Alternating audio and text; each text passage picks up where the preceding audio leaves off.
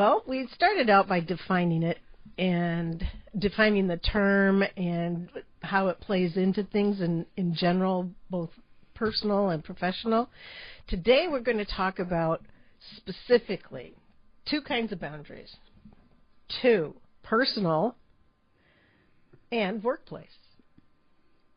And the point of this would be to understand that there are differences in how we might manage the boundaries, there are considerations that do cross over.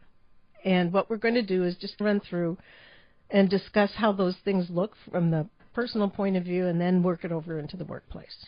Excellent. Should we start with personal? I think so. All right.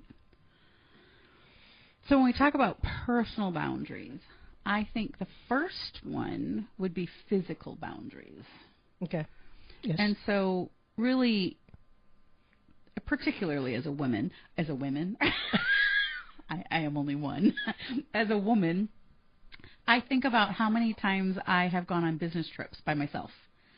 And I remember having conversations with some of my male friends about not sitting in the hotel lobby or sitting in the hotel bar by myself, making sure that when I go back to my room, nobody's following me, and all these precautions that I would take for my physical safety.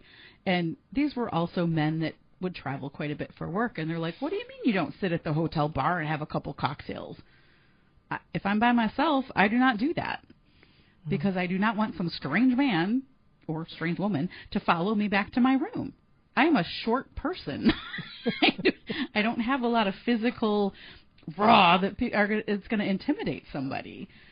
So I just made that a boundary for myself that when I go on business travel, I don't sit at the hotel bar by myself and have any cocktails. I think that's a great demonstration of how the boundaries do influence the choices you make. Absolutely. About what you will and won't do. Yeah. So when we talk about boundaries being part of your value system, mm-hmm. That's where that comes into play. But it was a really interesting conversation and how many of them had never even thought about that from their perspective. And they thought, oh, wow.